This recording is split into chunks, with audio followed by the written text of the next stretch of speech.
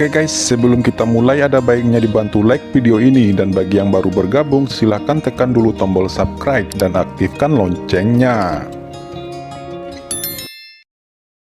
Sangguan Gufeng berkata, tanpa diduga, ini adalah teknik bayangan pemisah void. Tidak mungkin, bagaimana mungkin kekaisaran Xuanyuan?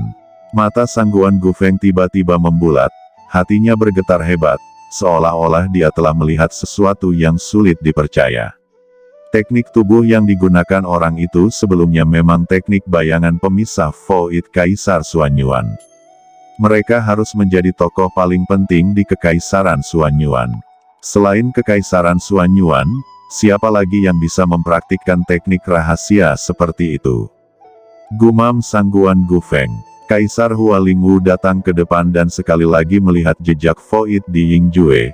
Kemarahannya semakin memuncak, dengan dingin berkata, selain itu, Kekaisaran Xuanyuan sekarang menargetkan Istana Misti dan Balai Penegakan Hukum. Semua orang melihat cermin yang ditampilkan Sangguan Gufeng, tetapi penampakan itu tiba-tiba menghilang. Wajah Sangguan Gufeng sedikit berubah, dia mendesak metode rahasia lagi. Sangguan Gufeng menunjukkan ekspresi jelek. Dia berulang kali mengaktifkan metode rahasia, tetapi tidak peduli berapa kali dia mengaktifkannya, penampakan itu akan menghilang dalam sekejap, dan dengan seringnya mengaktifkan metode rahasianya, aura yang tersisa dari dunia luar dikonsumsi. Penampakannya semakin kabur, dan pada akhirnya tidak bisa ditampilkan sama sekali. Qin Chen sudah gugup dan berkeringat di piringan batu giok. Dia lega ketika melihat adegan ini, tetapi dia sedikit bingung. Pada saat ini, suara Lao Yuan terdengar, hehe, itu hanya trik kecil, juga ingin melacak piringan batu giok. Cakram batu giok ini adalah harta sejati ras manusia purba. Kecuali orang ini benar-benar dapat mengontrol aturan waktu. Lao Yuan tampak meremehkan.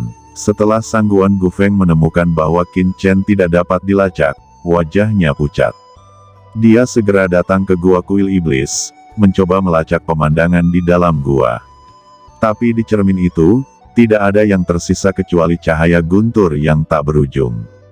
Tindakan untuk menemukan jejak Qin Chen secara alami berakhir dengan kegagalan. Ngomong-ngomong, selain masalah keluarga Mo, apakah Tuan Istana punya perintah lain? Sangguan Gufeng bertanya. Kaisar Hualingwu berkata, ini adalah perintah untuk sebuah organisasi kecil bernama Chendi Pavilion. Tuan Istana meminta saya untuk mengerahkan kekuatan pasukan utama, untuk menangkap semua anggota Pavilion Chendi, dan membawa mereka ke Istana Berkabut, untuk dimintai keterangan. Baiklah, orang tua ini akan tetap duduk di istana. Anda mengirim orang untuk terus mencari dan melakukan peringatan siaga pertama. Sangguan Gufeng berkata dan pergi. Dalam cakram giok, wajah Qin Chen sangat jelek. Meskipun dia aman untuk sementara, dia tidak bisa tetap tinggal di sini selamanya. Yang membuatnya semakin marah adalah apa yang dikatakan Kaisar Hualingwu sebelumnya. Tanpa diduga, setelah aku berpura-pura mati di alam Guyu, ini tidak bisa mengurangi perhatian Sangguan Sier. Dan masih tetap fokus pada Pavilion Chendi. Untungnya, skeleton Rader telah pergi ke wilayah langit utara. Di Pavilion Pilwuyu saat ini, Putri Zixun, Zhao Lingshan, Lin Tian, Zhang Ying, dan Yuan Feng, mereka semua benar-benar telah difitnah. Mereka dituduh masuk dan mencuri pil di tempat rahasia pavilion. Aku punya beberapa tebakan. Situ Zen tiba-tiba mencibir, matanya menunjukkan cahaya dingin. Menarik perhatian semua orang dalam sekejap. Dia berkata, meskipun status kalian berlima di dan pavilion tidak tinggi, kalian memiliki satu kesamaan. Poin pentingnya adalah kalian semua dari Pavilion Chendi. Mata semua orang memadat, apa hubungannya ini dengan Pavilion Chendi? Akhir-akhir ini, saya selalu memperhatikan pergerakan Aula Penegakan Hukum. Saya menerima berita bahwa orang-orang Aula Penegakan Hukum telah menyelidiki Pavilion Chendi dan Qin Chen secara diam-diam sebelumnya. Ucap Situ Zen berkata dengan sungguh-sungguh. Tetapi apa hubungannya dengan Kaisar Tianfeng? Situ Zen, apa kamu punya bukti tentang ini? dan kamu tidak boleh berbicara sembarangan. Ucap Situ Xingzhou sangat serius, ini bukan masalah sepele. Jika memang Kaisar Tianfeng adalah mata-mata dari aula penegakan hukum, maka atasannya yakni Wakil Master Pavilion Wen Chang kemungkinan besar juga terkait dengan aula penegakan hukum. Masalah ini akan sangat serius. Situ Zhen berkata, leluhur, murid ini hanya menebak-nebak tentang masalah ini. Setelah keluar dari alam Guyu, murid ini terus memperhatikan situasi di daratan, dan menemukan bahwa terakhir kali pasukan utama menaklukkan istana berkabut sangat aneh. Reaksi Misty Palace terlalu tenang, dan dengan tegas melenyapkan semua kekuatan utama dalam sekejap. Selain itu, orang-orang dari ras asing di alam Yu kuno dengan ceroboh mencoba masuk ke pasukan utama kita, dan murid ini ragu apakah akan ada orang-orang dari istana berkabut yang bersembunyi di dan pavilion kita. Wajah leluhur Situ Xingzhou sangat serius. Oke, saya mengerti, saya harus menemukan cara untuk menyelidikinya. Di tempat lain saat ini, Wang Qiming dan yang lainnya yang berada di gedung Wan Baolu, juga difitnah mencuri di gudang harta karun Wan Baolu. Di istana berkabut, Qin Chen juga mengalami masalah. Sudah 3 hari sejak dia terjebak di istana berkabut, tetapi Qin Chen masih tidak dapat menemukan cara untuk pergi. Di luar cakram giok keberuntungan, setiap saat, ada kekuatan mengerikan yang menyapu, bahkan jika Sangguan Gufeng telah menjelajahi seluruh istana berkabut, dia masih tidak santai. Qin Chen tertekan, dan dia tidak berani pergi dengan terburu-buru, karena begitu dia ditemukan, akan sulit untuk menghindarinya. Di bawah pengawasan Sangguan Gufeng, dia tidak dapat menjamin bahwa dia tidak akan ditemukan. Dalam 3 hari ini, Qin Chen mengobati Fuqiankun terlebih dahulu, tetapi setelah pemeriksaan, dia menyerah dengan enggan. Cedera Fuqiankun terlalu serius, dan tidak mudah untuk merawatnya. Butuh terlalu banyak waktu. Qin Chen bergumam, sekarang formasi seluruh istana berkabut diaktifkan, dan ada patroli yang kuat di mana-mana, terlalu sulit untuk pergi dengan tenang. Sao Chen, apakah kamu belum menemukan jalan? Pada saat ini, Yu Qiansu dan Ji Ruyu bertanya tampak khawatir. Belum, jawab Qin Chen menggelengkan kepalanya.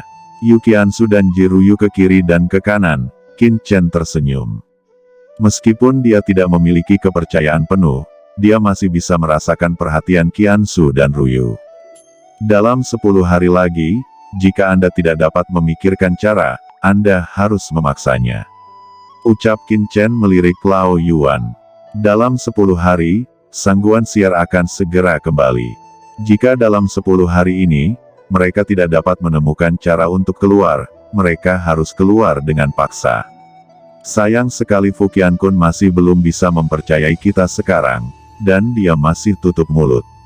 Selain itu, lukanya terlalu serius. Jika kita memiliki obat mujarab tingkat atas untuk memulihkan tubuhnya, kemungkinan untuk keluar dari sini pasti akan meningkat banyak, kata Yu Qiansu pelan. Ya, sangat disayangkan kita tidak memiliki obat mujarab tingkat atas. Akan lebih baik jika kita bisa menemukan obat mujarab tingkat atas. Ucap Ji Ruyu juga menghela nafas. Apa yang baru saja kalian berdua katakan? Ucap Qin Chen berbalik dan bertanya, matanya berbinar. Kami mengatakan bahwa jika Presiden Fuqiankun dapat memperoleh kembali kekuatannya, harapan untuk keluar akan menjadi lebih besar. Qiansu berkata pelan. Bukan yang itu, sela Qin Chen. Ji Ruyu berkata, obat mujarab tingkat atas. Ya, Anda baru saja mengatakan, ramuan tingkat atas. Qin Chen bergumam, aku terlalu bodoh, aku tidak mengharapkan ini, haha, aku sangat bodoh. Qin Chen tiba-tiba tertawa, terlihat sangat bersemangat. Qiansu dan Ji Ruyu sedikit bingung. Pada akhirnya, Qin Chen tiba-tiba memeluk Yu Qiansu dan Ji Ruyu dan mencium pipi mereka. Hei, kalian berdua benar-benar bintang keberuntunganku. Qin Chen berkata dengan penuh semangat. Wajah Yu Qiansu dan Ji Ruyu tiba-tiba memerah, seperti apel matang. Qin Chen tampaknya tidak sadar, dan berkata dengan penuh semangat, ya, Taman Obat Suci, mengapa saya tidak memikirkan ini? Dia berbalik dan buru-buru berkata kepada Yu Qianzu, "Qianzu, kamu berada di istana berkabut ini, pernahkah kamu mendengar tentang Taman Obat Suci?" Yu Qianzu menundukkan kepalanya, kulitnya merah, dan dia mengangguk dan berkata, "Taman Obat Suci, sepertinya aku pernah mendengarnya. Ini adalah peninggalan kuno di istana berkabut, di mana sejumlah besar ramuan seluruh dunia ditanam di sini. Ini adalah salah satu tempat yang paling terlarang di Istana Misti." Qin Chen berkata dengan penuh semangat, "Kamu tidak tahu. Ada beberapa tempat khusus di Istana Berkabut, yang tidak dipantau oleh formasi, dan kekuatan jiwa tidak dapat disapu di dalamnya. Semuanya demi keselamatan. Ini adalah salah satunya. Selama kita dapat menemukan cara untuk memasuki Taman Obat Suci, kita mungkin memiliki kesempatan untuk pergi dari sini." Masih ada yang seperti itu. Gumam Yu Qianzu belum pernah mendengar hal seperti itu. Meskipun dia penasaran bagaimana Qin Chen tahu tentang itu, dia masih mengerutkan kening dan berkata, "Tapi aku tidak tahu di mana Taman Obat Suci itu." "Tidak apa-apa, aku tahu lokasi Taman Obat Suci. Adapun cara memasuki Taman Obat Suci, memang masalah, tapi saya bisa membangun altar teleportasi terarah." Qin Chen berkata dengan penuh semangat. "Ini memang cara, meskipun berisiko, itu selalu lebih baik daripada menunggu." Saat dia berbicara, dia dengan cepat mengeluarkan sepotong besi suci, mengotak-atiknya di tanah, dan menumpuknya seperti altar. Altar teleportasi terarah, namanya terdengar lebih baik daripada arai teleportasi. Pada kenyataannya, altar teleportasi terarah memang lebih sulit daripada arai teleportasi, tetapi sangat sulit untuk mengatakan dalam hal kedahsyatannya. Susunan teleportasi bersifat universal di dunia, dan dapat membuat lorong kosong di ruang yang stabil untuk dilalui oleh para pejuang. Jarak ini bisa dekat atau jauh. Arai teleportasi dekat hanya dapat melakukan teleportasi ke dua kota kecil, sedangkan arai teleportasi jauh dapat menjangkau area yang luas. Namun, tidak peduli seberapa dekat jaraknya, itu harus lebih dari 1000 mil terpisah, jika tidak, ruang antara formasi akan tidak stabil dan mudah runtuh. Sekarang susunan penjaga di Istana Berkabut sepenuhnya diaktifkan, ada susunan besar di mana-mana, menghalangi kekosongan, dan hampir tidak mungkin dan sulit untuk membangun susunan teleportasi spasial untuk merobek kekosongan. Namun altar teleportasi terarah berbeda. Ini adalah struktur spasial yang sangat stabil. Bisa dikatakan jika Anda terlalu malas untuk bergerak, Anda bisa membangunnya baik di ruang belakang maupun di ruang luar tempat tinggal Anda. Dan akurasinya lebih baik, dan jarak spasial lebih sulit ditangkap. Selain itu, kekosongan dapat terkoyak dalam formasi tanpa terpengaruh. Tujuan Qin Chen saat ini adalah pergi ke Taman Obat, yang hanya berjarak 2 bukit dari sini, yang bisa dikatakan cukup dekat. Tiba-tiba, potongan-potongan besi ilahi diaktifkan, memancarkan cahaya berkabut. Yu Qianzu dan Jiruyu melihat upaya Qin Chen untuk membangun, menunjukkan ekspresi obsesif. Selain Yu Qianzu dan Jiruyu, sebenarnya ada satu orang lagi di cakram giok keberuntungan semesta yang selalu memperhatikan Qin Chen, dan itu adalah Fu Qiankun. Meskipun matanya dicungkil, namun persepsinya masih ada. Ketika dia diselamatkan, jiwanya sangat lemah, tetapi sekarang lebih dari 3 hari telah berlalu, dan di bawah penyembuhannya sendiri, kekuatan jiwanya telah pulih begitu banyak. Segera setelah kekuatan jiwa dipulihkan, Fu Qiankun melepaskannya, merasakan ruang kosong ini. Semuanya di sini mengejutkannya, tidak dapat mengatakan di mana dia berada. Tetapi dengan mendengarkan Qin Chen dan percakapan mereka secara diam-diam, dia juga mengerti bahwa orang-orang ini seharusnya masih berada di Istana Berkabut saat ini dan tidak pernah melarikan diri. Apakah anak itu akan membangun altar teleportasi terarah?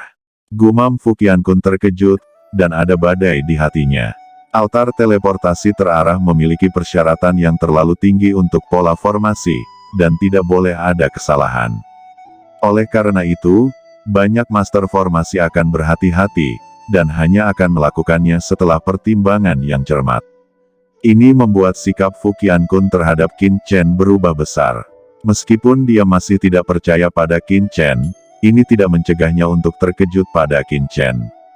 Dia bergumam dalam hatinya, bagaimana bisa ada master formasi seperti itu di dunia ini.